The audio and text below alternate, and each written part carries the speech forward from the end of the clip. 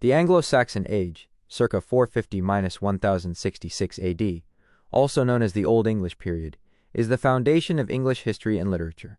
It began with the arrival of Germanic tribes, Angles, Saxons, and Jutes, after the Romans left Britain, and ended with the Norman conquest in 1066. 1.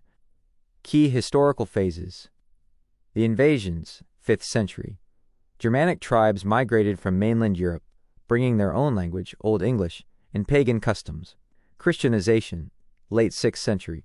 St. Augustine arrived in 597 AD. This was a turning point, as monks introduced the Latin alphabet and began writing down the previously oral literature. The Viking Age, 8th–11th century.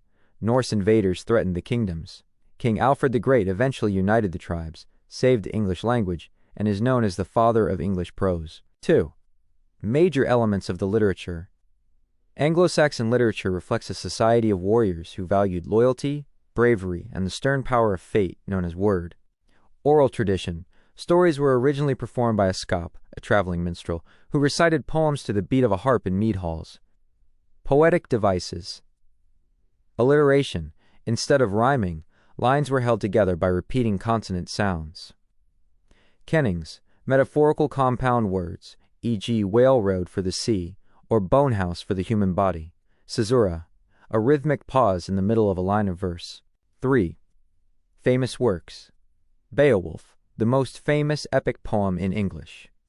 It follows a hero who battles the monster Grendel, Grendel's mother, and a dragon. The Anglo-Saxon Chronicle, a monumental work of prose initiated by King Alfred to record the history of the English people. Elegies. Short poems like The Wanderer and The Seafarer that express sadness and the loneliness of life. Visualizing the Anglo-Saxon age